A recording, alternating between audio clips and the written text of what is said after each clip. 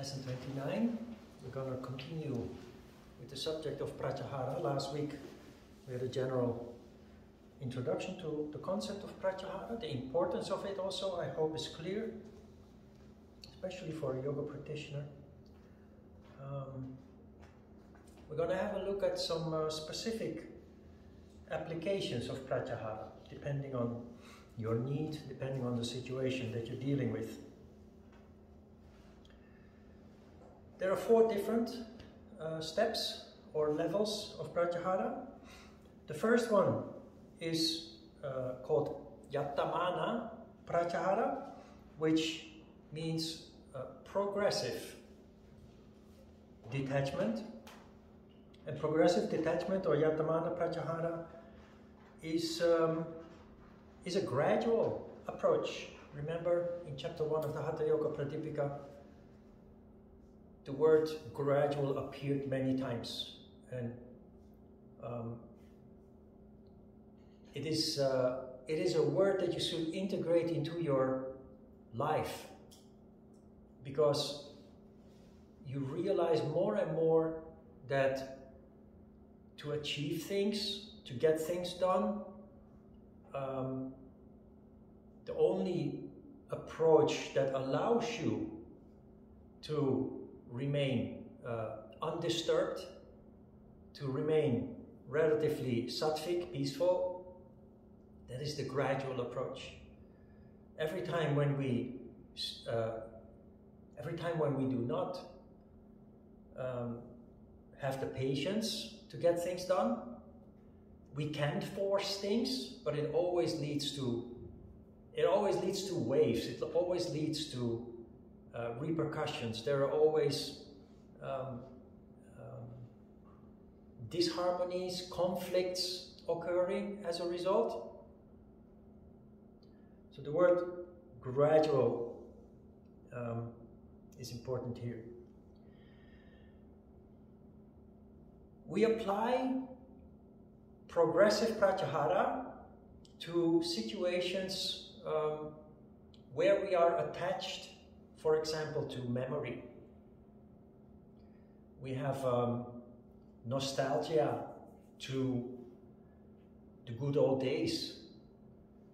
So you see that it's not only always applying to negative experiences, positive experiences can also keep us imprisoned in a memory. I have some examples of being stuck in the past. A positive one is an example from my family. I have 2 younger sisters. They are twins, and they're very popular because they are twins, but they are blonde and they have blue eyes. And since they were born, they've always attracted a lot of attention from people. They still meet and have dinner with their elementary school teacher, for example. But they also are part of a big group of friends from high school. 40 years later, 45 years later, they still meet, they still hang out with each other, they go to concerts together, they go to bars together, coffee shops. They do many things together. And that's a good thing, don't get me wrong. But what is happening is that they're kind of stuck in their high school days. And they only feel reinforced, they only feel worthy when they are together and can do the things that they have always done. Again, this is not a bad thing, generally speaking, but we're talking here about yoga. And the purpose of yoga is to connect with the self, to manifest what is deeply embedded inside yourself, which in many people's lives does not manifest. It doesn't come out. And it doesn't come out, it doesn't manifest because we're stuck in ideas. We are stuck in our conditioning. And very importantly, and that is the point here, we are often stuck in the past. we can't let go of the past. Whether that is good memories or bad memories, in this case, is not important, it's not relevant. The memory of the past, if you keep reliving that, it blocks you from moving forward. It blocks you from further growth and development. It blocks you from expressing your true characteristics. For us, that is important, because one of the things that does happen with every yoga practitioner is you become more and more an individual. Your individuality will more and more express itself, and along the way we will be confronted with those obstacles, and memory of the past, good or bad, is irrelevant, is one of those obstacles. Another one that I noticed very clearly with old people is when I was in my 20s, I started taking my other brother, one of my other brothers, on vacations in the summer to the south of France. And I did that because he was addicted to drugs. He used heroin, and it was just impossible to quit that bad habit. It affected his health very much. It led to very complicated situations at home, but also in society. So anyway, I took him on a vacation for a month, and I did that for several summers in a row. And the thing is, you go to southern France, you end up in these small villages where you have a village square in the center of town, and there's just one bar. In the bar you can have lunch, you can have breakfast, lunch, dinner, you can also drink, but you can also buy cigarettes there. Everybody of the town gathers there. The news is being spread in the bar, gossip, the people of the town, they meet there. And what I noticed every time that I went to southern France is those older generations who lived during the Second World War. The Second World War, France, more than half of France was occupied by the Germans, and they behaved very badly there. So many people are traumatized. And you notice very clearly that people who are traumatized, in this case by the war, they can't let go of the war. I noticed that the same people we would meet, I would sometimes give them a glass of wine and have a chat with all the people, just hear their stories and so on. But I started to notice that they tell the same story again and again. Every day you meet them and you talk with them, they keep repeating the same story again and again about what the Germans did to them, about how they experienced the war. This is natural when you're traumatized, when a memory, an experience is very deeply embedded in you. But the problem is, the same with good memories, it becomes an obstacle. Those people are at the bottom of society.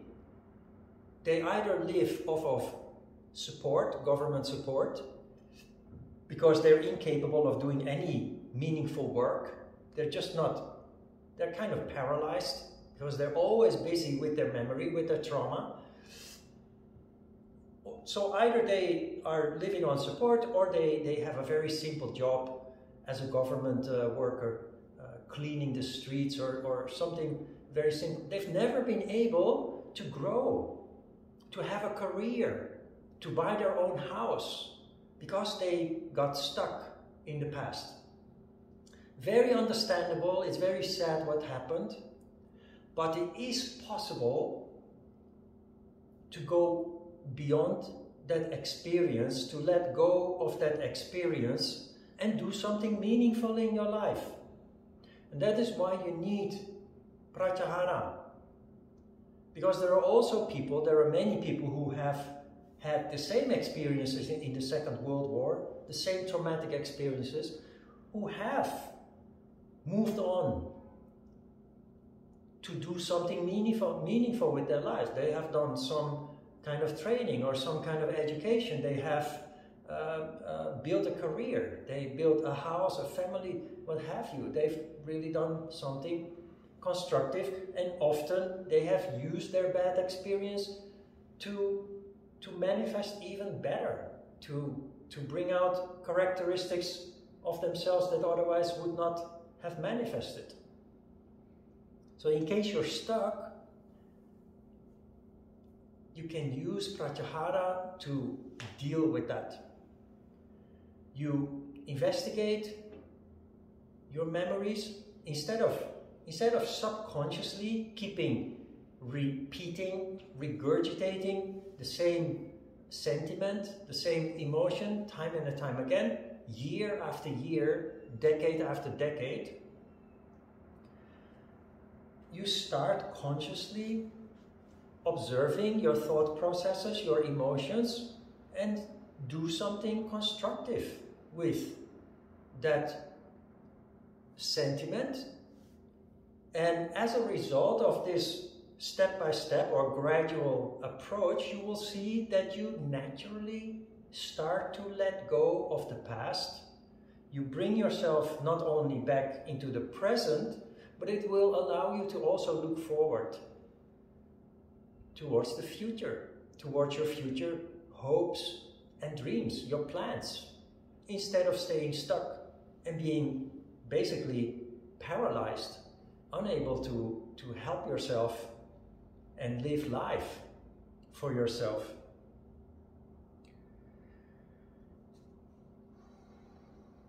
You apply this also when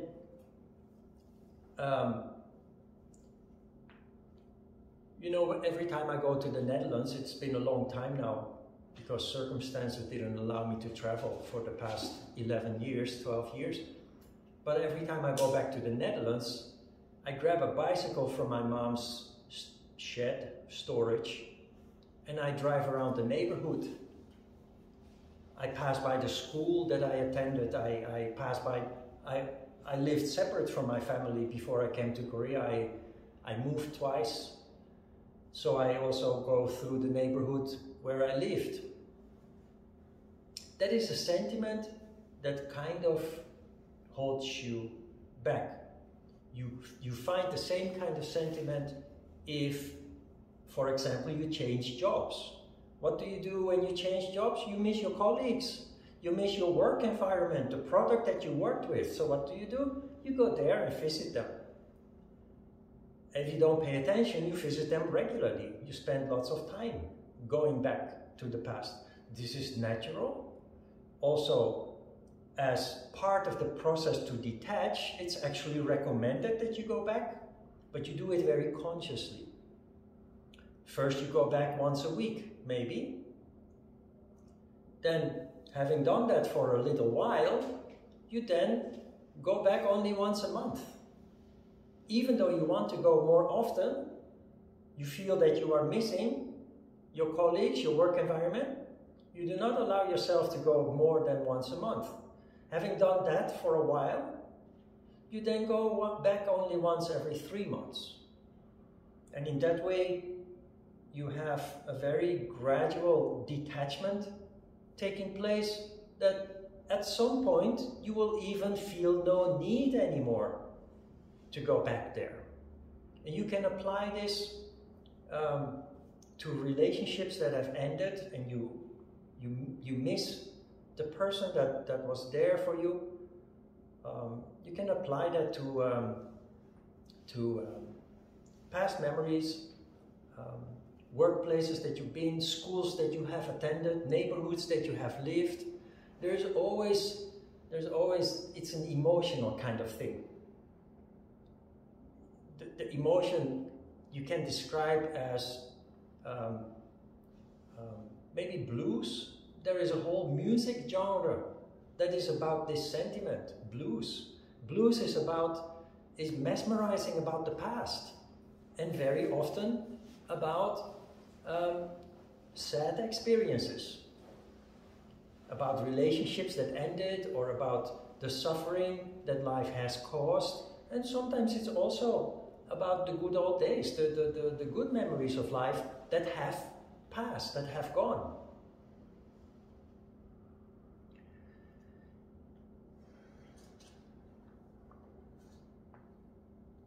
If you do not approach it in a gradual way, it is a form of violence. You tear yourself away from something that you are attached to. It hurts. It can break your heart. Sometimes literally, especially when it comes to relationships. So,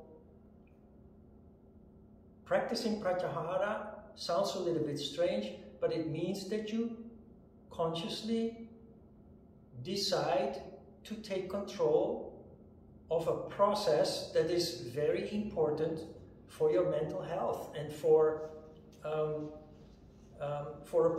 being able to go into the future without being held back or without having obstacles there to block you from evolving, from growing further. The second step is Vyatireka Pratyahara.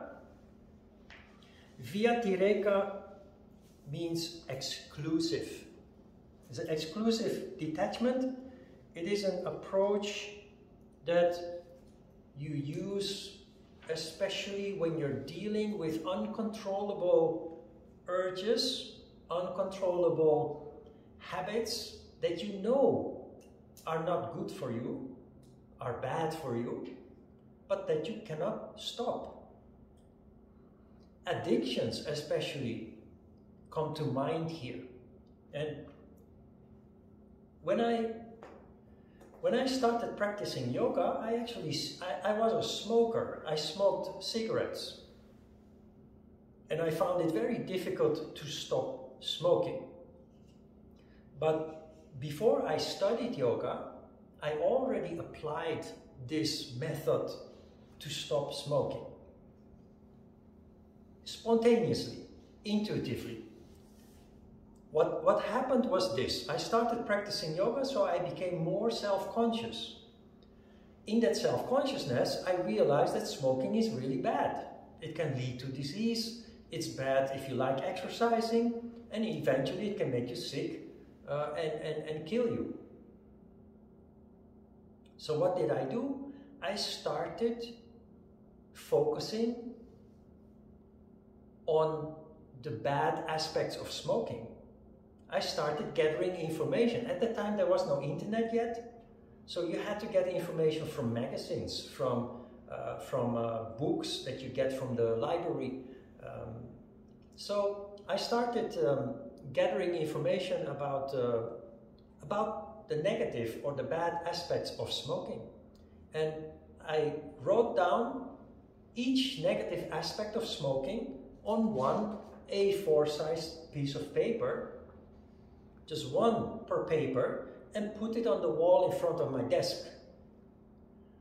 So after several weeks or a couple of months, there were about 40 of these pieces of paper, each of them having one negative aspect of smoking. And every time you sit at your desk, you look at those pieces of paper and you are kind of indoctrinating yourself with the idea that smoking is really bad.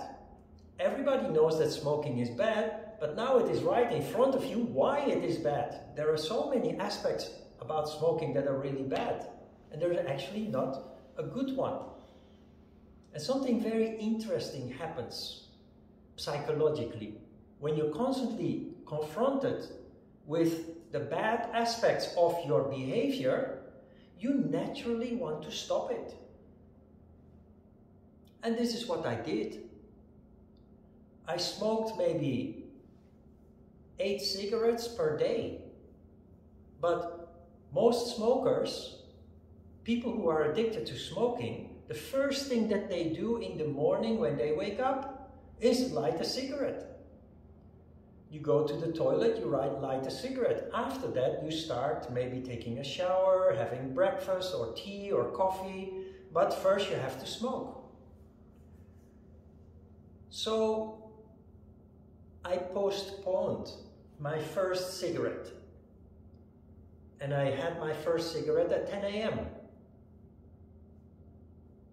So the whole morning until 10 a.m., I would control my urge to smoke. I didn't quit immediately because that always fails. That is why this approach is really helpful. It's also gradual, but you focus on one thing at a time.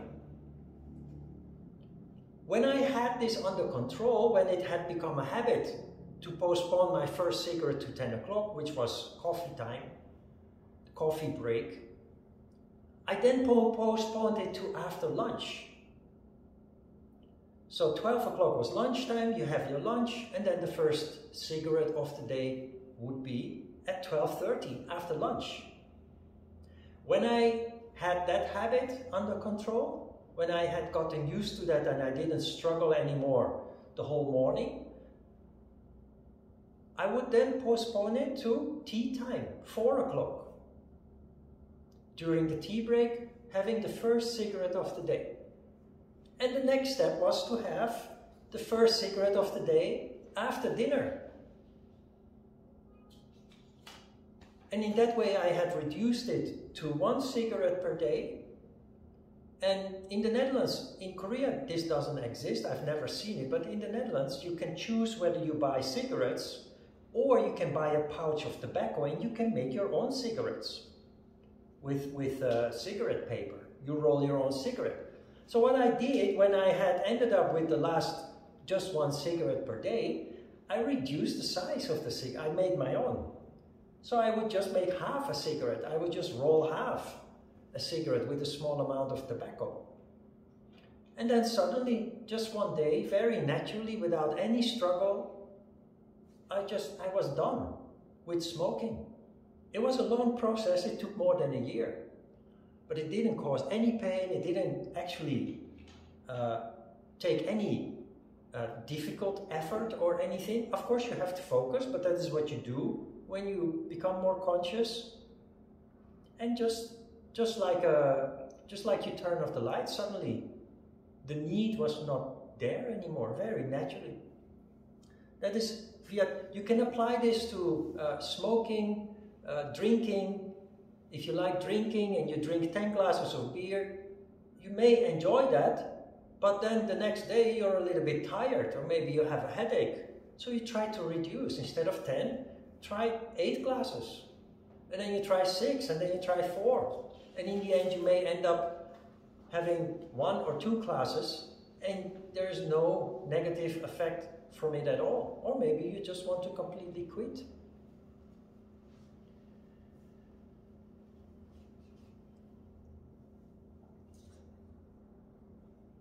What is also important when you become conscious of habits that you do not really agree with is that you do not go on a guilt trip, that you feel bad about your lack of control. Because we talked about this extensively last week. Negative sentiment, negative emotion has no constructive purpose at all. It just becomes a distraction. A negative emotion is only a signal to tell you something is not right. So just take it as a signal, objectively as a signal, and do not drown yourself in a negative self-image or guilt for not being able to control your addiction or your bad habit. Just try to take control of it gradually, step by step. The gradual approach is the only one that really works without causing conflict, pain, suffering, ripples, negative repercussions. Then we have the third step, that is Ekendriya Pratyahara, Eka means one, Indriya means sense. So this is the Pratyahara where you focus on the senses. This is a little bit a scientific approach. The previous one I found more practical. But here, this one goes a little bit deeper. Why do you like smoking? In the first instance, you think, or you're pretty sure that you like smoking because of the smell. I remember as a child, my parents smoked and I always liked the smell of the tobacco. And as a child, you become, of course, curious. And you want to try it out because it smells so nice. The taste is different. It doesn't taste like it smells. Actually, the first time you smoke is really horrible. And you start to cough and the taste in your mouth really is not that great. But studying yoga, I realized there is another aspect of smoking that many people do not realize. But if you look at advertising, these days advertising about smoking is almost non-existent. It's not allowed anymore. But when I was younger, the biggest advertisement budgets were from the tobacco companies. They had huge every time when you went to the cinema to watch a movie, most advertisements were about smoking. They sponsored sport events out of all. Smoking is really bad for sports people, but sport events, the biggest sponsors of sport events were tobacco brands. Marlboro, for example, you know Formula One car racing?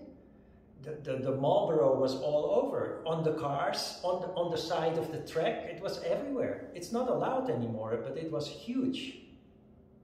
And Marlboro also created an image of masculine toughness with that image of the Marlboro cowboy. I think the editor, he put an illustration here, the Marlboro cowboy, cool guy, with a cigarette in his hand, in his mouth. The visual aspect of the Marlboro cowboy sitting on his white horse, staring out over the prairie with a cigarette, is very powerful image. Every time when a young man lights a cigarette, it gives them a sense of toughness, of individuality, the individuality of the cowboy in the prairie, sitting high up on his horse. And they do that, my mom used to smoke a brand called Stuyvesant. Stuyvesant had a different approach. The advertisement more appealed to the glamour of being a world citizen, traveling to New York, Paris, London, what have you, Tokyo, and equaling that to when you smoke Stuyvesant, promising you the image of glamour, of being a world citizen. And so Stuyvesant appealed more to girls and women, while Marlboro appealed more to men. Subconsciously, this has a huge influence on people. Try to be aware of this when you are using certain brands, for example. It's not always the quality of the product, but it is the image that it creates that enables the producer to sell it at a premium, at a high price. Because psychologically, people, they identify, it uplifts people's sense of self-worth, and they're willing to spend lots of money on it. But in case of smoking or drinking, they're willing to compromise their health just to have that image. Ekandriya Pratyahara is more complicated than the last one that we discussed, where you have a playful approach. But you apply Ekandriya Pratyahara if the previous approach doesn't work. You then need to figure out what aspect you find so difficult to overcome with your attachment. In this case, we're talking about an addiction, but we apply this not only to addictions, but to any kind of attachment that we're dealing with in life. Why is it that I want to go back to the past? Why is it that I have this bad habit of smoking or drinking? It makes me feel good every time I do it, but I know actually deep inside my heart it's harmful, and in the end it may kill me. You try to figure out what it is that causes the addiction or the attachment, and as a yogi, you then try to divert your energy from that chakra, because you know the senses. The senses are all related to one of the chakras. Smell is Muladhara chakra. Taste is Svadhisthana chakra. The visual aspect, that's the strongest among all, is Manipura chakra.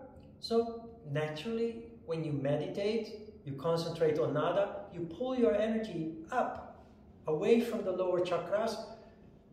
And I think that is also the reason why, before I knew how this worked, before I had actually studied yoga, I was only practicing. In a natural way, in an intuitive way, I applied basically those techniques already, because my energy was more and more here and less below where the complications actually occur with those attachments. Meditation, in fact, will help you deal with many of the issues that people are dealing with in life. We live in very challenging times in this respect. When I studied yoga, it was already very challenging because of the media, magazines, movies, but it has only become more complicated because of the internet, because of social media. When I was exposed to the media, it was already difficult to stay with yourself, to not be distracted by all the images created, fake images often, created by TV series, by movies, by advertisements. But it has multiplied the complexity of the media with the internet, with social media, has made it much more difficult for people, especially young people, to not be impressed with information, often fake information, that keeps you away from being yourself. And the tricky part of all this is that it's all about money. What happens is that they bombard you with this information to make you spend money on a product, to make you believe that you need that product. Even with products that could kill you, like alcohol and tobacco and other substances that are not healthy, they create an image around that product that it will make you feel like a world citizen, or it will make you feel like a rough and tough cowboy individual and cool. And if you look at commercials, you will recognize that this is basically what the marketing companies are trying to achieve. They try to give you something that you can identify with and make you spend money on a certain product that, if you think objectively, you actually come to the conclusion you don't really need it. So they're playing psychological games with us as consumers, make us believe through false images that we need something that we don't really need.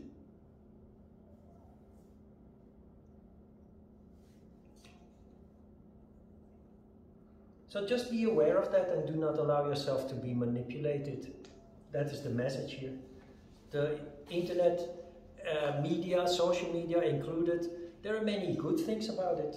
We have access to information under our keyboard so easy that in the past you had to do a lot of effort to find, or wouldn't be able to find often. Now you just type it in on your keyboard and your computer will present you with lots of angles of information on the subject that you are curious about. So many good aspects about media, about internet, but it can also be very tricky and indoctrinating, manipulating, I would almost say. The last one, the last step, is the one I like the most. It's Vasicara Pratyahara. Vasicara Pratyahara is controlled Pratyahara. It is the approach that it's a playful approach. You play with your weakness. Instead of feeling bad or guilty, you smile because you know that you're only human. That is the first step. So a huge tension falls off of you if you can just accept that you're only human, nobody's perfect, including me, but maybe we can do something about it, let's see. For this I always use as an example that, you know, I come from the Netherlands and there are some typical things that you notice. In the Netherlands there are many bakeries that bake fresh bread. And they do this at night, before the shop opens at 9 o'clock. They work from 1 o'clock, 1 a.m. early in the morning. They start preparing the dough. 3 o'clock it goes into the oven. All the breads come out of the oven. Then later they start with the pastries. The delicious things you have at the bakery shop. The cakes and what have you. So one thing that you notice when you walk around Amsterdam early in the morning is the smell of fresh bread and the pastries. And that is so delicious. The smell is just so delicious, very tempting.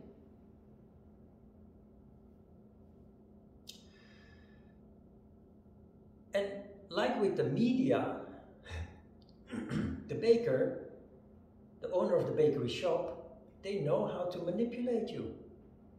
The healthy breads are stored in the back. There are shelves behind the people working in the bakery shop to sell the bread. All the bread is stored on the shelves behind. But where do you think the pastries are? The pastries with chocolate, with whipped cream, with delicious nuts and what have you. Where do you think they are? They are in front, behind a glass window. So when you are standing in the shop to buy a whole wheat bread, you're standing straight in front of the pastries. And it is very difficult to resist. You have this smell, fresh bread, fresh pastries. You want to buy a bread, a whole wheat bread, because that is what you eat every day, that is healthy, like brown rice. Whole wheat bread is very healthy. But then there are all these pastries, so delicious. And it's very tempting to not order a couple of pastries together with the whole wheat bread. Now the playful approach is this. If you find it difficult to resist, many people do. It's a common, I wouldn't call it a problem, but you know, if you eat too much of the unhealthy stuff, not really healthy, The way that I approached it is I would always make a shopping list. I would make a shopping list for the bakery, for the butcher, a shopping list for the supermarket, and while shopping, I would first of all, when leaving home, I would promise myself to stick to my shopping list and not buy anything that is not on the shopping list. But of course it happens sometimes that I'm at a bakery shop, my shopping list says 2 loaves of whole wheat bread, and I can't resist, and I come home not only with the bread but also with a couple of pastries.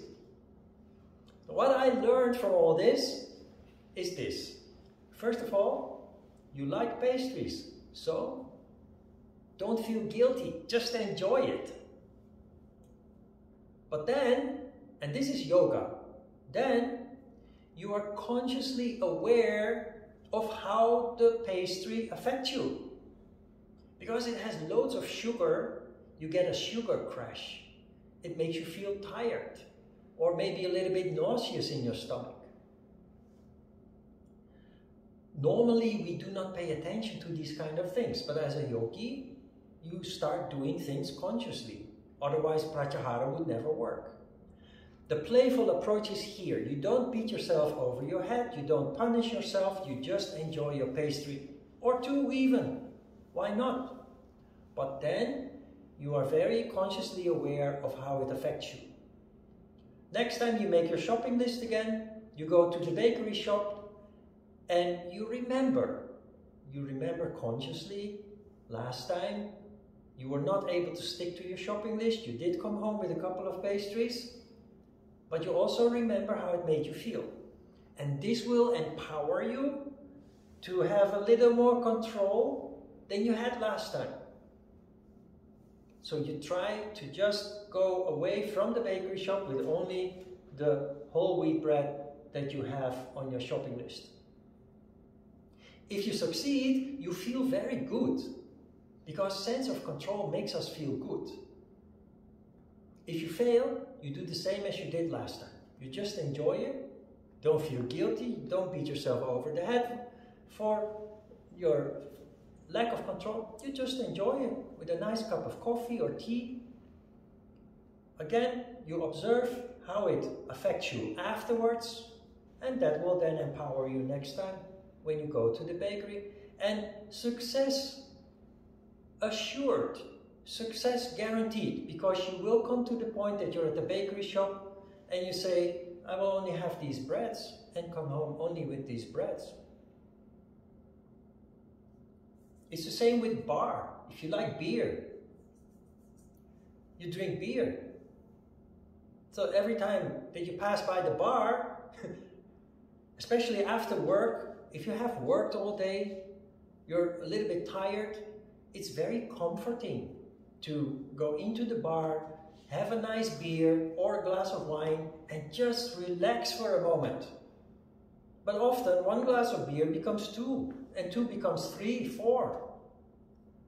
And you come home a little bit late, knowing that you have to work the next day. You wake up a little bit groggy the next day, tired, maybe a little bit of headache. So you say, oh, this is not really, I don't feel so good. I wish I could control this.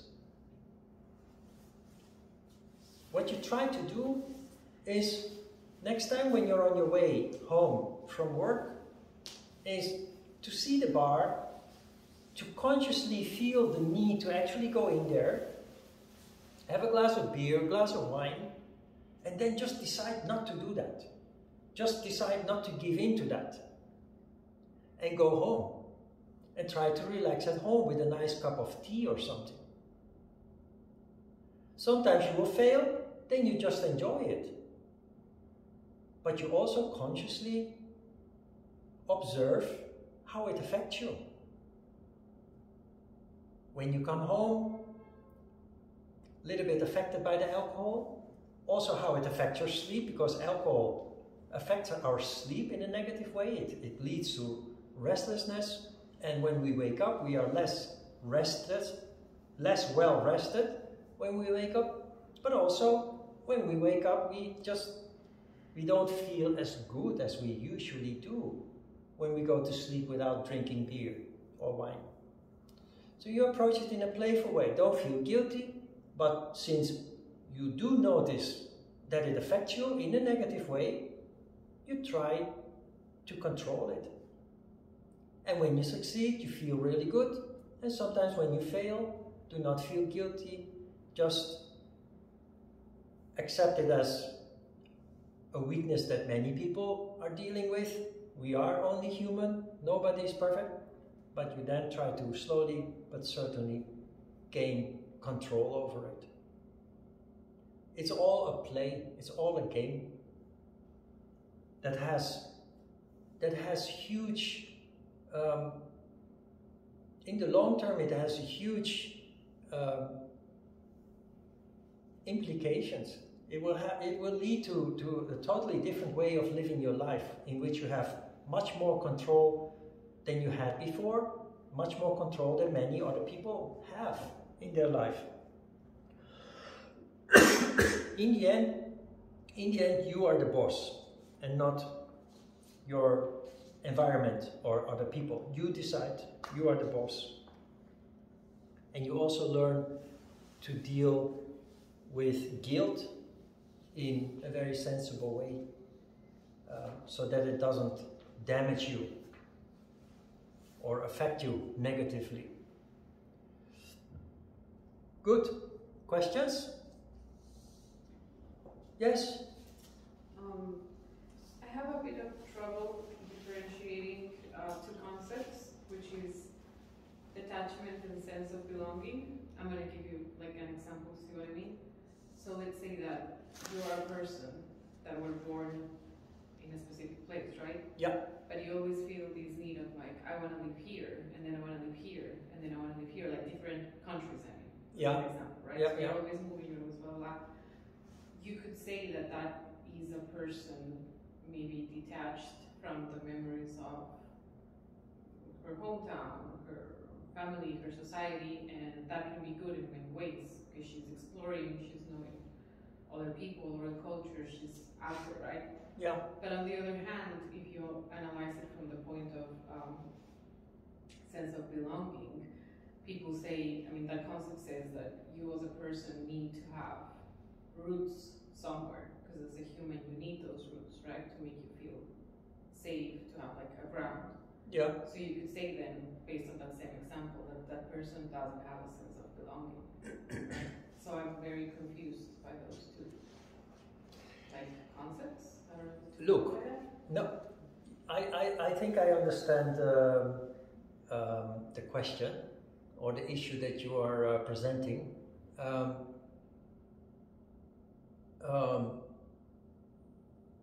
We are a mix of many different kinds of levels of consciousness. The lowest level of consciousness is in Muladhara Chakra, and it is based on fear. The sense of belonging or having roots is instinctive fear. And that's why I said when we started today that it's not a bad thing, because it's human. But it does limit us in our development. So if I take the situation with my family again, I'm the only one who uprooted myself. Overcoming my fear. Because I had a dream. I had a dream I followed my passion for Korean martial arts. I also followed my dream to be away from the past and explore not only a new world, but also my ability to adapt.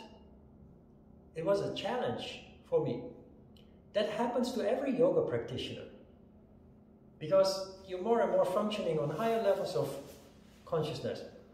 But the rest of my family, they never criticize what I did and what I do, but they would never do so themselves. I have asked my two sisters to come to Korea before they got married and were into relationship and what have you. They were kind of, searching for what to do in life. And I came to Korea, and at that time yoga was not really established here. And I got a lot of attention from Folk magazine, from Marie Claire, I got a lot of interviews, have been on TV with yoga and what have you. And at that time there was this interest in Korea in people who have something special to offer. And then especially about foreigners. And my two sisters are very special. They have, as teenagers, they've always been engaged in show ballet and show dance. They've been on TV many times. They have done lots of public events and what have you. If they at that time had come to Korea, they would have been able to develop here in ways that they never would be able and have never in the Netherlands. But in order to do that, they would have to come out of their comfort zone, as I have. I uprooted myself, I forced myself out of my comfort zone. I gave up my house, my job, and I just came to Korea with a suitcase of clothes and some money in my pocket. My sisters have visited Korea for a couple of weeks in the early 2000s. But when I suggested them to come here, because there are many opportunities for them, special opportunities, their response was, no, I would never want to miss Amsterdam. Amsterdam is a special city, I know what they're talking about. With the canals and, it's very cozy, it's a lovely city, and people have pride. People who were born there, they have a pride. Like people from Seoul probably have a pride, or people who were born in New York have a pride. And most people just find that very difficult to even imagine living without it. I didn't have that problem because I'm a yogi.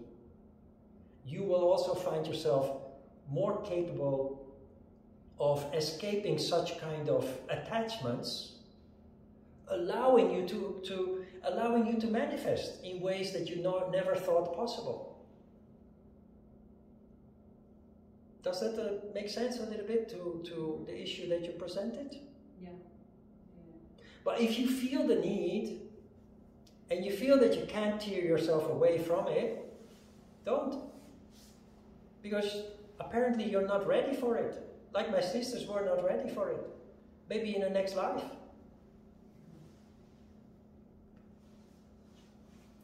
You came from abroad. You live in Korea now. Apparently, you have overcome your attachment to the culture, the environment, where you grew up, where you were born and where you grew up. Sometimes when I think, if I ever leave Korea, where would I want to go? When I was younger, I thought Australia, New Zealand or Canada. Why? Because those are very nice countries with lots of space, beautiful nature, and also welcoming immigrants. Now I have the idea, if I leave Korea, not sure, I have Korean nationality and no European passport anymore, but if I leave Korea, I would like to go to Portugal. The weather is always nice in Portugal. In the summer, it's not too hot. In the winter, it's not too cold. Perfect. Now I think it would be nice to go back to Amsterdam. And specifically to the district to the district where I grew up, where I lived my life before I came to Korea. See, I'm a yogi, I uprooted myself, but I'm still human. If I think, I consciously try to think of living in another part of Amsterdam. I come from the western part. So how about living in the center of Amsterdam? Or in the eastern part or the southern part? I'm not interested. If I go back, I will go back to where I was born and where I grew up.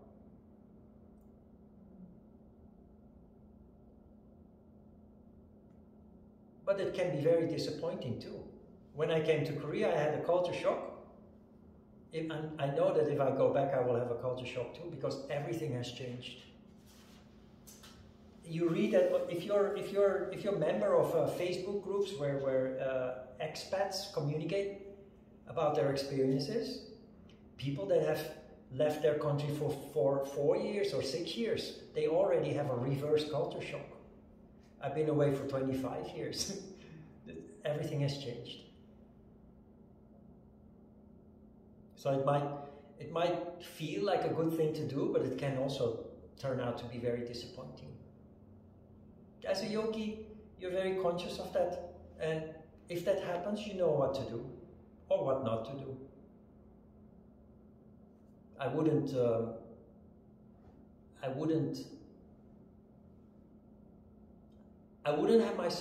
let myself be guided by lower emotions or desires. Thank you. Okay, let's have a short break.